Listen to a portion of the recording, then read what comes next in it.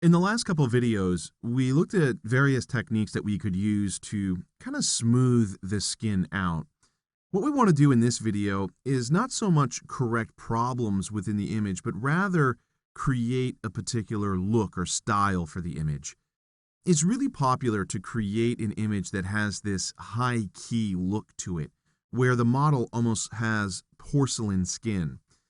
Now, there's several different ways that you can achieve this effect. I'm going to show you what I think is the quickest and easiest way to do it, and it involves using Adobe Camera Raw.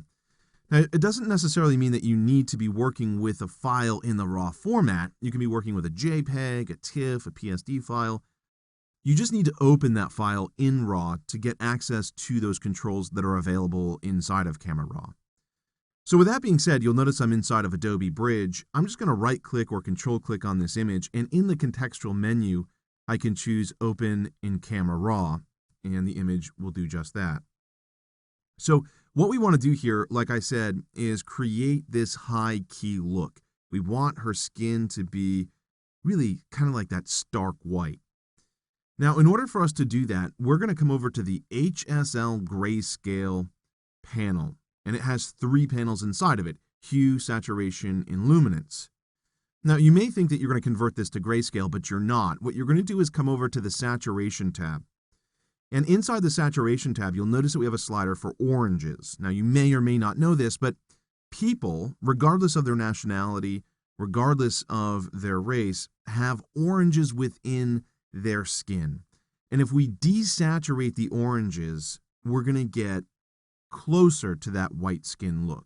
I say closer because we really end up with this grayish appearance, which is a tad creepy. We want to kind of move this now in the other direction where we're brightening these values, and we can do that through the luminance tab. If you come over and select the luminance tab, you'll notice it too has an oranges slider, and all we're going to do for this slider is move it all the way to the right. And you can just kind of look at this ramp to get an idea as to what's going to happen. We want to brighten up any values within the orange range. And when we do that, you'll notice we now get that really white skin, that porcelain look. Now, of course, we did lose color information within her hair, within her jewelry. If she wasn't wearing a black dress, we would have lost some information there. So you may want to bring some of that color back to the portrait. And you can do that if you open this image in Photoshop as a smart object. And then I'll show you a little trick. So to open this as a smart object, you want to hold down the Shift key, and you'll notice that this Open Image button over here on the right turns into an Open Object button. So go ahead and click that. It may take a moment for Photoshop to launch, depending upon the size of the image, but once it does launch, you'll see that the image is in fact a smart object. And here we are. Now, you know it's a smart object if you take a look at the icon within the Layers panel. In fact, I'll right-click or control-click within the Layers panel, and I'll choose Large Thumbnails so you can see that clearly. So what we want to do now is we want to create a copy of this and essentially set that copy back to its original appearance. But here's the problem.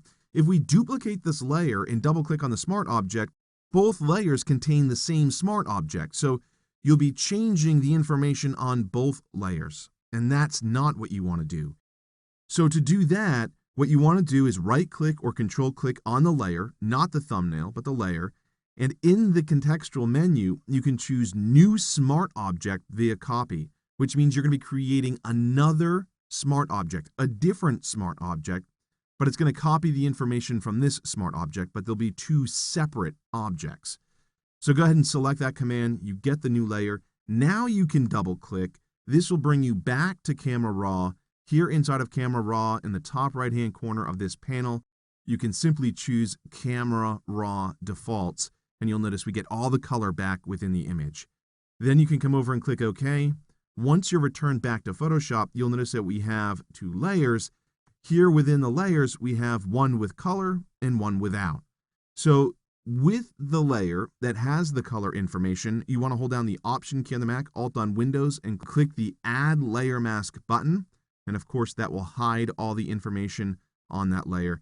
And what we're going to do is zoom into this image and start painting with white by selecting the brush tool. And you definitely want a softer edge here. I'm not going to spend a lot of time doing this because I think you get the idea. But if I click and drag, you'll notice I'm reintroducing the color information within her hair. I'll just go ahead and do that. And you want to be careful and take your time. I'll go ahead and paint over her earring as well. And you would modify the size of the brush, and you would really do a much better job than what I'm doing now. But as you can see, I'm bringing back some of this color information. So now we're getting really a look with a lot more contrast. And you would do the same thing for her dress. In this case, her dress is black, so there's really no reason to do it. But there, her hair color is back. And if I wanted to, I could come down here and paint over her jewelry as well. I'll just reduce the size of the brush. There's some colors in there, but I think that looks okay. So now if we come back and zoom out, maybe the color in her hair is a little too bright, but remember, you could always come over and adjust the opacity of this layer to kind of dial it down a little bit. But that's, if you're trying to create that high key appearance, that's the quickest and easiest way to do it.